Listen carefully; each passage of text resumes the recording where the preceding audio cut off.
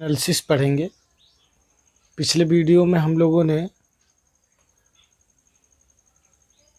Motion in 2 dimension, motion in 1 dimension, linear motion को पढ़ा। उसमें एक्सेलरेशन, वेलोसिटी, ग्राफ को पढ़ा और इक्वेशन ऑफ मोशंस हम लोगों ने पढ़ा था।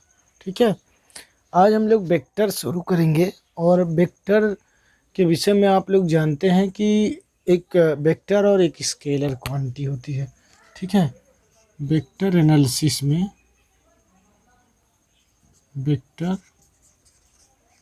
एनालिसिस हम लोग पढ़ेंगे। और इस वेक्टर एनालिसिस में सबसे पहले तो हम लोग स्केलर और फिर वेक्टर, स्केलर क्वांटिटी और ये वेक्टर क्वांटिटी, दो चीज़ों को पढ़ेंगे। फिर इसके बाद आगे देखेंगे हम लोग कि वेक्टर क्या है, उसका रिप्रेजेंटेशन, उसका एडिशन, उसका सब्ट्रैक्शन, सारी चीज़ों को हम लोग देखेंगे। स्केलर क्वांटिटी है the quantities which have only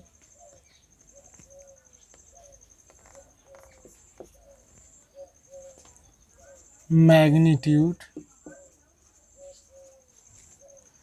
and no direction.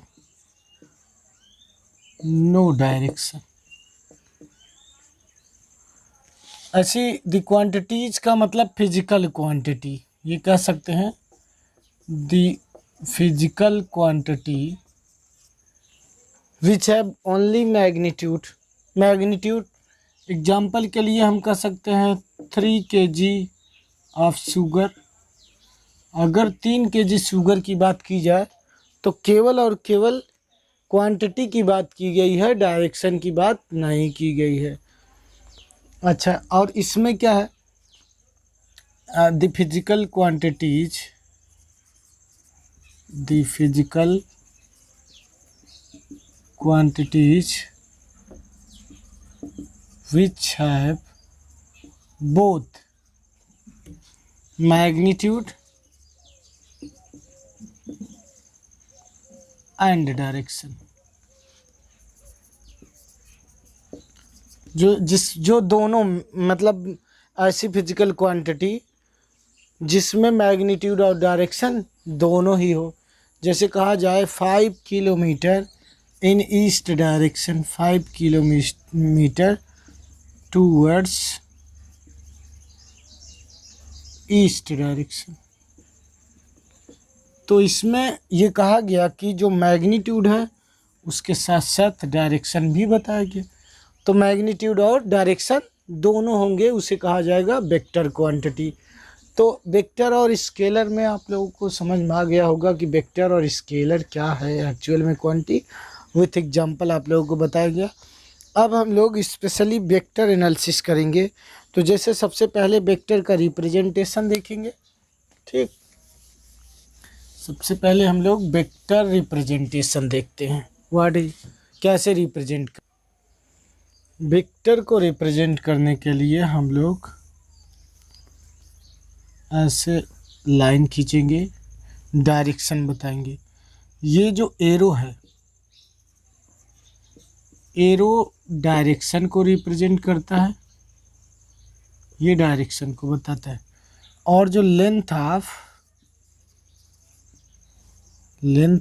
Arrow है, ठीक है, ये जो लेंथ आपकी है इस लाइन की, ठीक है, लेंथ ऑफ ए बी कर देते हैं। ठीक है, ए बी, ये मैग्नीट्यूड होता है, मैग्नीट्यूड। ठीक है, तो एक तो मैग्नीट्यूड है और एक डायरेक्शन है। तो मैग्नीट्यूड जो है इसकी लंबाई को कहा जाता है और जो एरो होता है वो इसके डायरेक्शन को बताता है। ठीक, तो ये रिप्रेजेंट करने का तरीका हो गया। इसके बाद टाइप्स ऑफ वेक्टर हैं कि कितने प्रकार के वेक्टर होते हैं, उसको हम लोग देखते हैं। टाइप्स ऑफ वेक्टर में सबसे पहले तो अगर हम लोग देखें तो जीरो वेक्टर, सबसे पहले अगर ये कहा जाए टाइप्स ऑफ वेक्टर्स है, उसमें सबसे पहले हम कह सकते हैं जीरो वेक्टर। जीरो वेक्टर में जो सम या डिफरेंस है वेक्टर की, दो वेक्टरों का जो सम या डिफरेंस है वो जीरो हो जाए। हाँ, यानी कि वेक्टर की जो वैल्यू हो, रिजल्टेंट वेक्टर का मान जीरो हो जाए। कहने का मतलब resultant value of two vectors is zero. इसमें जो रिजल्टेंट वैल्यू होती है दो वेक्टर की वो जीरो होती है। ठीक, अब इसके बाद जैसे ये कहा जा सकता है कि वेक्टर ए दिया गया है और वेक्टर बी दिया गया है, ये कहा जाए कि दोनों बराबर हैं। ठीक है, ये कहा जाए कि ये दोनों बराबर हैं, तब vector A minus vector B तो जीरो हो जाएगा। ये आपका हो गया रिजल्टेंट, जो ए माइनस बी का है वो जीरो आ गया। और रिजल्टेंट ए माइनस बी का जीरो आने का मतलब है कि उस वेक्टर का रिजल्टेंट शून्य आया तो नल वेक्टर है। इसे हम जीरो और नल वेक्टर बोलते हैं। ठीक है, इसके बाद दूसरा हम लोग देखते हैं इक्वलिटी वेक्टर, यानी equal vector. Two or more vectors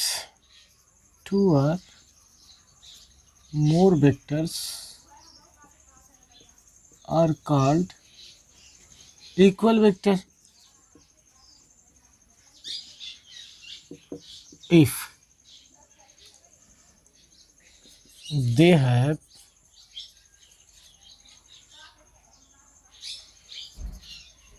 equal magnitude and same direction। अगर मैग्नीट्यूड और डायरेक्शन सेम हो तो फिर इक्वल वेक्टर कहलाएगा। ठीक है, इसके बाद आपका और तीसरा वेक्टर है। तीसरा वेक्टर हम कहते हैं unit vector. Unit vector, this is very important type of vector. ये यूनिट वेक्टर एक है। यूनिट वेक्टर के लिए हम लोग देखते हैं ये vector whose magnitude is unity. Unity का मतलब वन होता है। हाँ, ऐसा वेक्टर जिसका मैग्नीट्यूड एक हो तो यूनिट वेक्टर बराबर होता है vector A upon magnitude of vector A. इसको हम लोग ऐसे भी लिख सकते हैं, यूनिट वेक्टर ए बराबर लिखा जा सकता है वेक्टर ए अपान मैग्नीट्यूड को डायरेक्ट ए वेक्टर से लिखते हैं, ये ऐसे भी लिखा जा सकता है। और ये इम्प्लाइज करता है वेक्टर ए बराबर unit vector A into magnitude of vector A, ये भी कह सकते हैं। ये मैग्नीट्यूड ऑफ वेक्टर है। ठीक, तो यूनिट वेक्टर के बाद है ऑर्थोगोनल वेक्टर्स। ऑर्थोगोनल वेक्टर्स को हम लोग समझ लेते हैं। ऑर्थोगोनल वेक्टर जो होते हैं, अगर एक्स वाई जेड, ये एक्स एक्सिस, ये वाई एक्सिस और ये जेड एक्सिस, अगर एक्स वाई जेड एक्सिस के एलांग हम यूनिट वेक्टर को आई बोलें, ये यूनिट वेक्टर को आई बोला जाए, इसके एलांग यूनिट वेक्टर को जे बोला जाए और इसके एलांग यूनिट वेक्टर को के बोला जाए, तो ये जो यूनिट वेक्टर्स के मान हैं वो ऑर्थोगोनल वेक्टर्स कहे जाएंगे। यानी कि यूनिट वेक्टर्स, इसका मतलब है यूनिट वेक्टर्स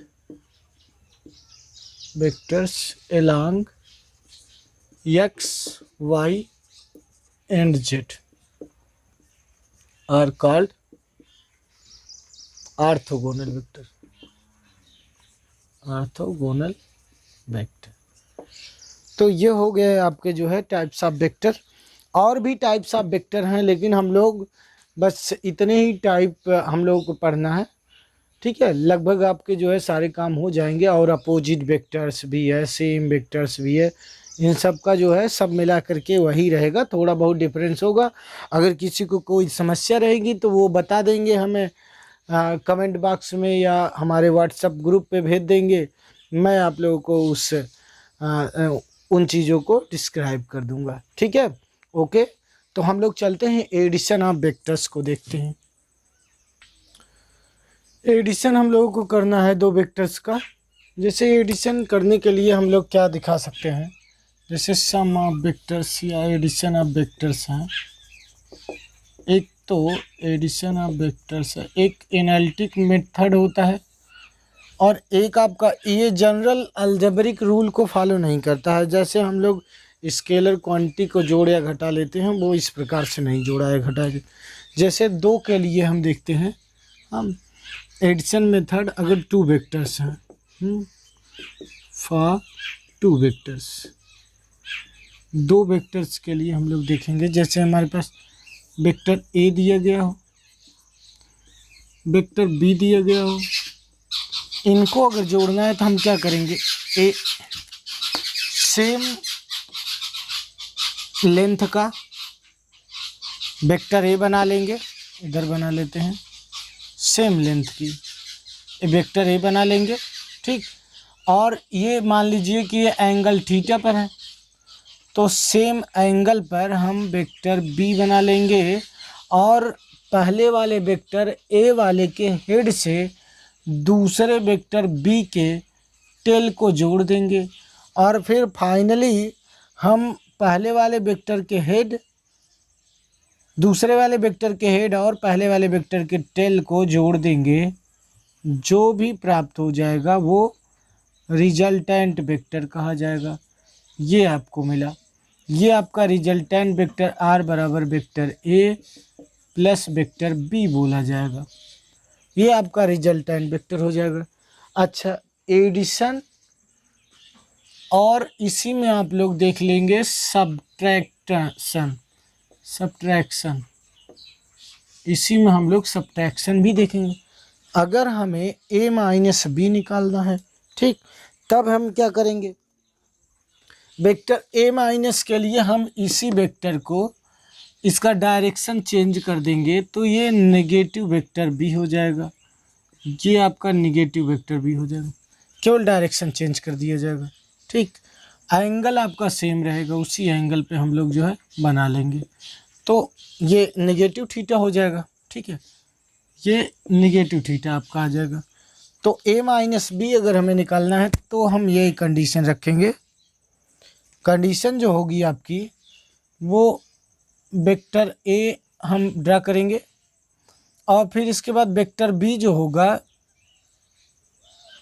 हम क्या करेंगे, माइनस बी वाले डायरेक्शन में लिखेंगे, ये माइनस वेक्टर b, और ये आपका वेक्टर है, और इसके बाद ये, तो ये जो वेक्टर r होगा वो vector a minus vector b बोला जाएगा, ठीक। इस प्रकार से हम लोग वेक्टर का जोड़ना और घटाना हम करेंगे दो वेक्टर्स का। और मोर देन टू वेक्टर्स के लिए भी होता है, इसके लिए एनालिटिक मेथड भी है, उसको भी हम लोग देखेंगे।